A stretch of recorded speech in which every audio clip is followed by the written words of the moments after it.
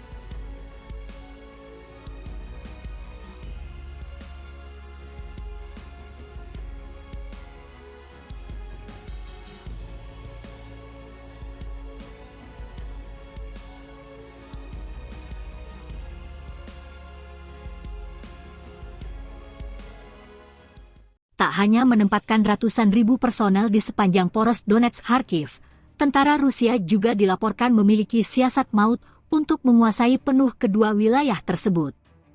Juru bicara kelompok operasional strategis Hortitsia Militer Ukraina, Kapten Ilya Yevlash, mengungkap misi pasukan khusus militer Rusia yang punya misi melakukan serangan tanpa henti. Menurut Yevlash, dari ratusan ribu pasukan Rusia yang disiagakan di jalur Krasny Liman hingga Kupiansk terdiri dari lusinan batalion tempur. Di dalamnya, terdapat kompi ketiga di setiap batalion yang tugas utamanya adalah melancarkan serangan intens dengan strategi yang dijuluki penggiling daging. Setiap kompi ketiga di batalion musuh adalah unit penyerangan. Ini adalah Stormtroopers yang terus-menerus melakukan serangan, penggiling daging, ucap Yevlash dilansir Viva Militer dari Kiev Independent. Lebih lanjut, Yevlash mengatakan bahwa pasukan Rusia berkali-kali mencoba mencari titik lemah tentara Ukraina yang bercokol di wilayah tersebut, khususnya di wilayah Krasny Liman.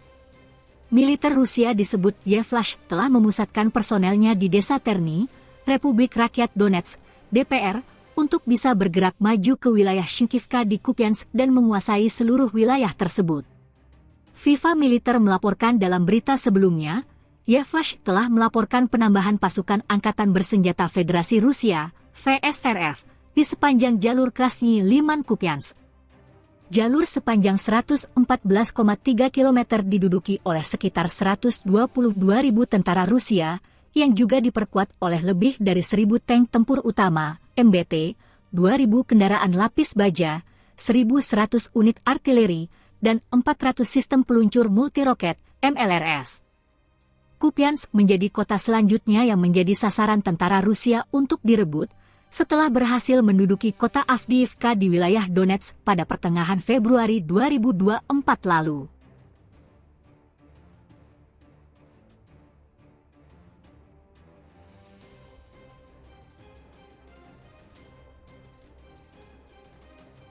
Kata Putin, Barat goda Rusia untuk perang nuklir besar-besaran. Presiden Vladimir Putin mengatakan Barat telah menggoda Rusia untuk perang nuklir besar-besaran.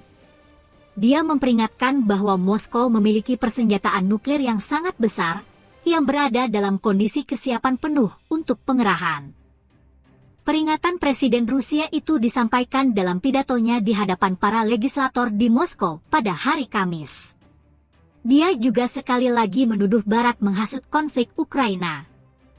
Putin membahas topik ini dalam risalah pembukaan pidato kenegaraan tahunannya, sebuah acara penting di mana Presiden menyatakan rencana dan prioritasnya dalam pidato yang disiarkan televisi di depan kedua majelis-majelis federal Rusia, Badan Legislatif Nasional.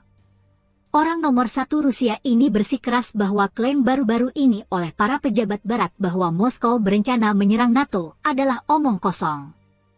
Pada saat yang sama, negara-negara tersebut memilih target untuk melakukan serangan di wilayah kami, katanya, seperti dikutip RT, Jumat, 1 Maret 2024. Kini ada pembicaraan untuk menyebarkan kontingen militer NATO ke Ukraina, lanjut dia. Putin mengingatkan calon agresor bahwa semua upaya sebelumnya untuk menaklukkan Rusia telah berakhir dengan kegagalan. Sekarang konsekuensinya bagi calon penjajah akan jauh lebih tragis, ujarnya. Dia memperingatkan bahwa Rusia memiliki persenjataan nuklir yang sangat besar, yang berada dalam kondisi kesiapan penuh untuk jaminan penempatan, paparnya.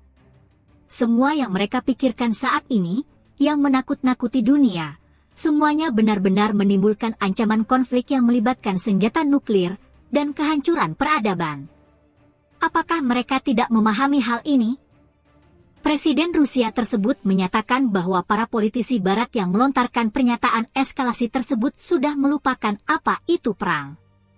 Berbeda dengan orang-orang Rusia yang telah menghadapi ujian sulit dalam beberapa dekade terakhir, orang-orang Barat tampaknya menganggap bahwa ini hanyalah sebuah kartun, ujar Putin. Pernyataannya muncul setelah Presiden Prancis Emmanuel Macron memikirkan gagasan kemungkinan penempatan pasukan militer Barat ke Ukraina ketika berbicara dengan wartawan pada hari Senin, dengan mengatakan, dalam hal dinamika, kami tidak dapat mengecualikan apapun. Sekretaris Jenderal NATO Jens Stoltenberg segera menekankan bahwa tidak ada rencana untuk menempatkan pasukan tempur NATO di lapangan di Ukraina. Kanselir Jerman Olaf Scholz, pada gilirannya, menyatakan bahwa tidak akan ada pasukan darat. Tidak ada tentara di tanah Ukraina yang dikirim ke sana oleh negara-negara Eropa atau NATO di masa depan, katanya.